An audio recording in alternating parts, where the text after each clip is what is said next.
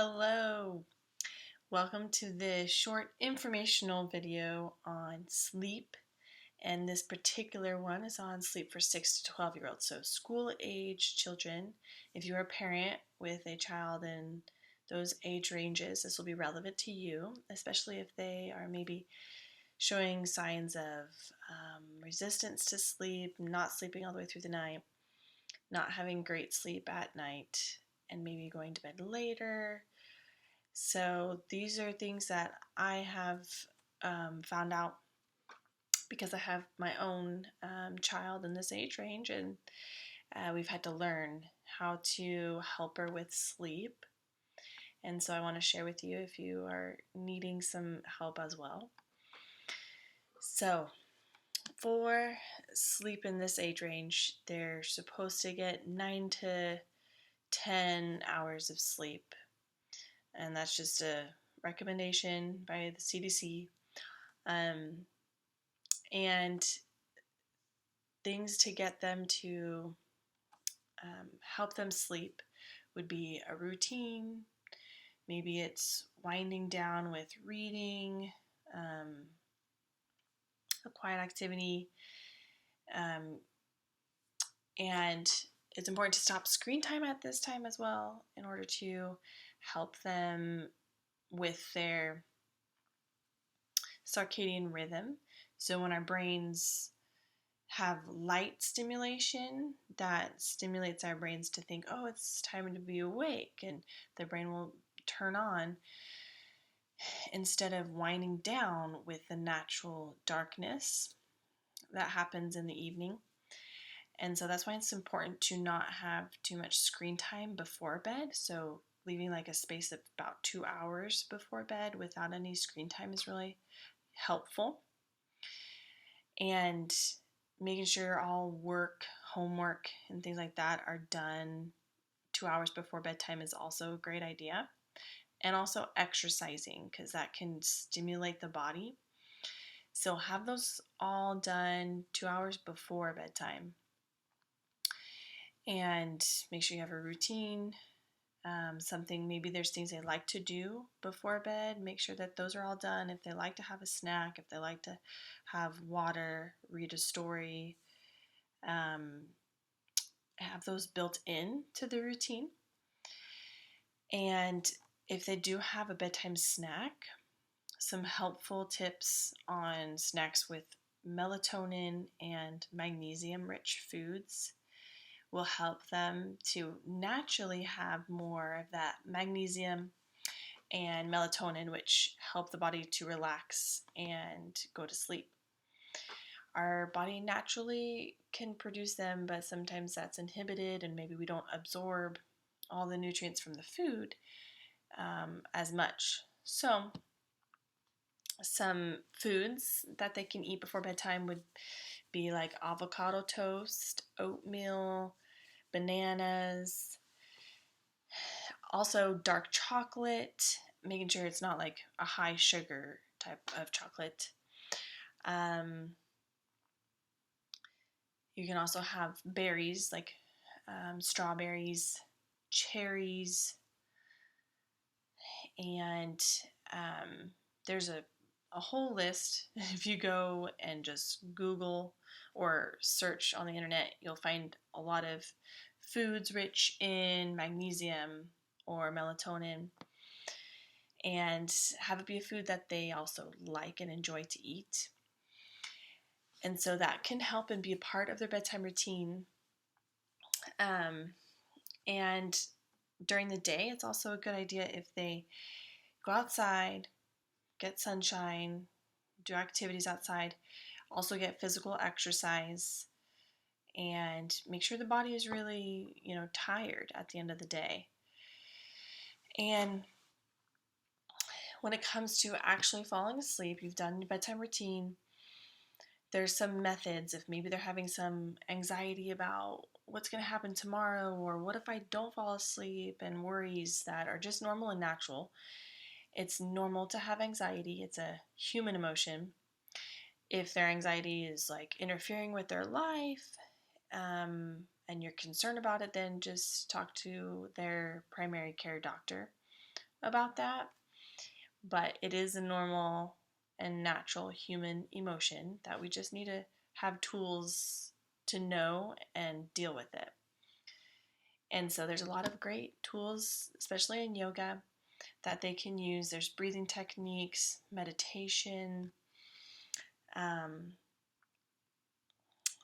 There's even some books you can get that are meditation books for kids. And you can search for those at your local library or on the internet.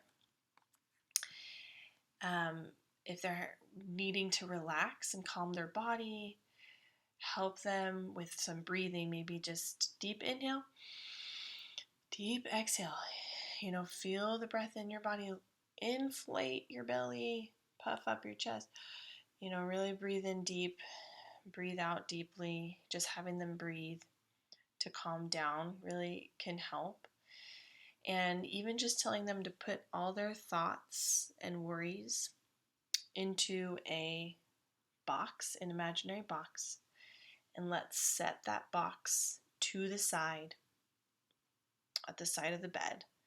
And we can dip into that box tomorrow if we want to, but right now is not the time to be worrying about anything. Right now is the time to sleep. We're not going to be fixing problems right now. So just talking to them, and your child, and maybe what can calm them, soothe them, maybe their worries are something that you can help them with. And so those are all just some suggestions on sleep for school-age children. Sleep is very important. That is when their bodies are growing, when their immune system is developing, and when they don't get enough sleep, you can see behavioral issues. They may be more clumsy. They can't focus as well. They might even be hyperactive. So sleep is very, very important, and I hope that this helps you a little bit. And after this informational portion, I'm going to show you some yoga poses that can really help the body to relax and get into sleep mode.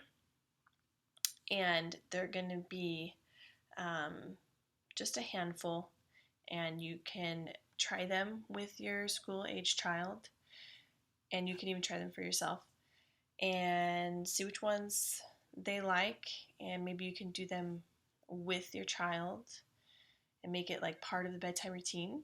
Might help them to really calm down. So I hope this helps, and I'll see you in the next portion of the video. Okay, welcome to this portion of Sleep for School-Age Children. We're going to go through 5 poses that are helpful for sleep. The first one is legs up a wall. So it's super simple. You just come towards the edge of a wall, put your bottom against the wall, and then lower your back down. Bring your legs up. And here we are. And so just breathe. You can rest your arms, rest your legs. You can go side to side. Point your toes. Flex your toes.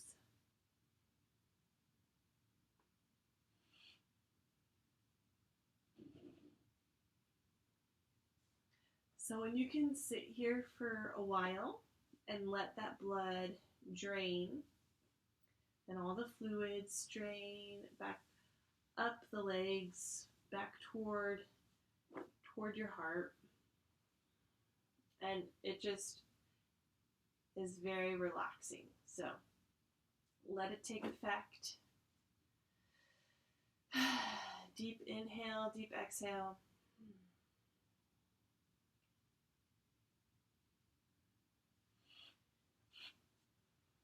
And then come on out whenever you're ready, and you can be in that pose as long as you'd like.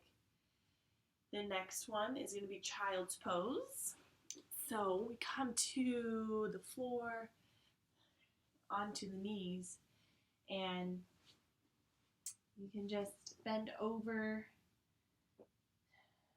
and you want to have your forehead come towards the mat, If your forehead cannot reach the mat, you can get a block pillow, bolster, rest your head on that. You can have your hands behind you, or they can be extended child's pose. So find whatever's comfortable. If you want to have your knees wider, you can. So it's whatever works.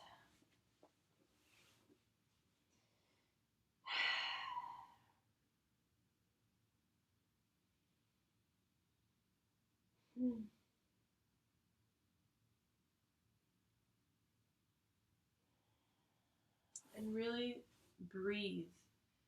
The pose is not going to be effective if you're not breathing and really relieving all the stress and worries of the day, relieving the tension. You do that through your breath. Deep inhales, deep exhales. So the third pose, we did legs up the wall, child's pose. We're going to do supine twist. You come to your back, and then you can bring one knee across your body to the other side. And you can feel a twist in your spine and your back, your sacrum.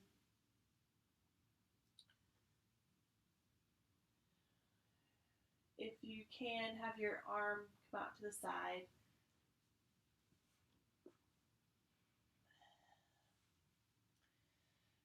And breathe deeply here.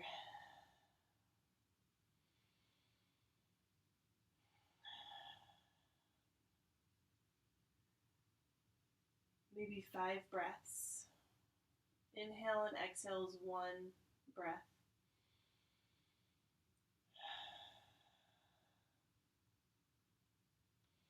And feel free to close your eyes in the poses. And you'll want to do the other side. So opposite leg is on the ground and the other leg is bent. Knee comes across.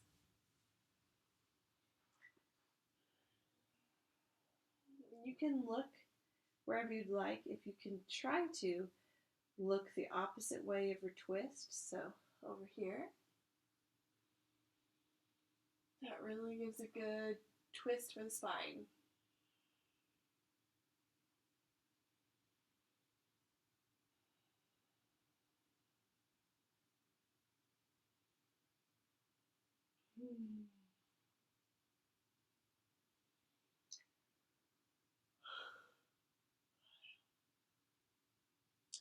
And see, I'm even yawning right now because it is the end of the day for me.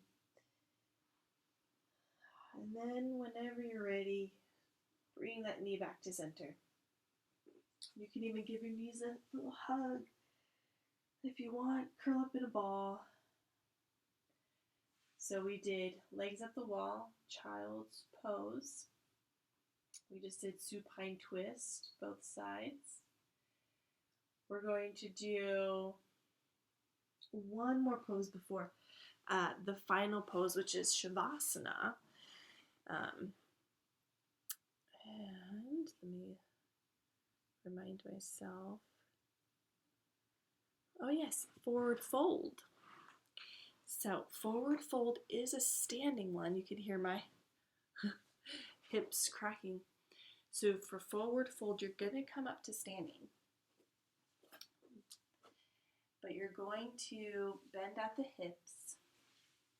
Have your feet as wide as comfortable. Bending at the hips. You want to keep your spine straight. Inhale and then exhale, folding. So this is forward fold, and you can bring your head towards your shins. Bring your chest towards your top of your legs. And it's not a competition of flexibility.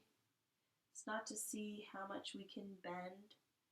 It's just to get to that range of what's comfortable and what feels good and what keeps us in alignment. And for me, I can feel the stretching in my legs, my hamstrings, especially, and in the glutes, and in my low back, my lumbar spine. Make sure to breathe deeply always. Inhale, exhale. You can let your arms hang. You can grab your elbows. You can sway side to side.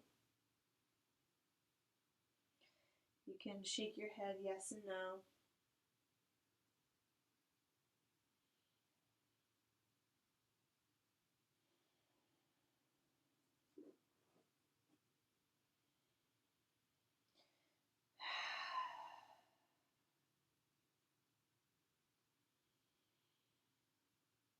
This is forward fold. And then when you want to come out into Shavasana, you can just get to the mat however you'd like.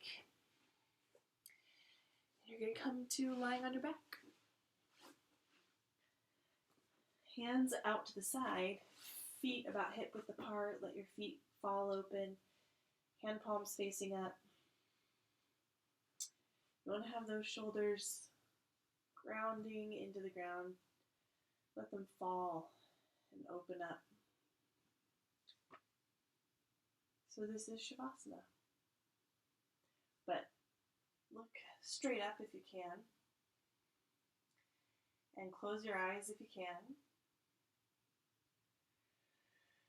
Inhale, exhale, side out. You can put your hands on your belly or your chest to feel your inhales and your exhales.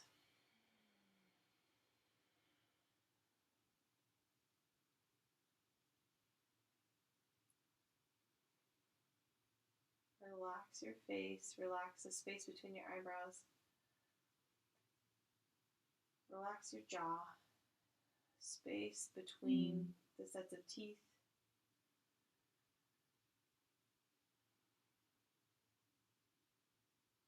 Put all your worries, all your thoughts into a box, set them to the side. Just breathe.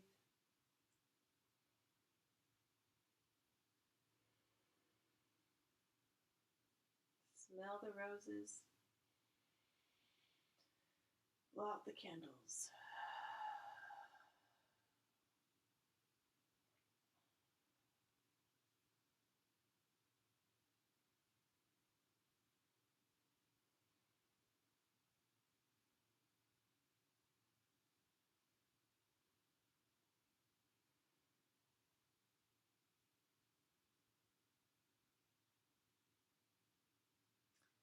You'll want to lay here for at least a couple minutes, maybe 5 minutes.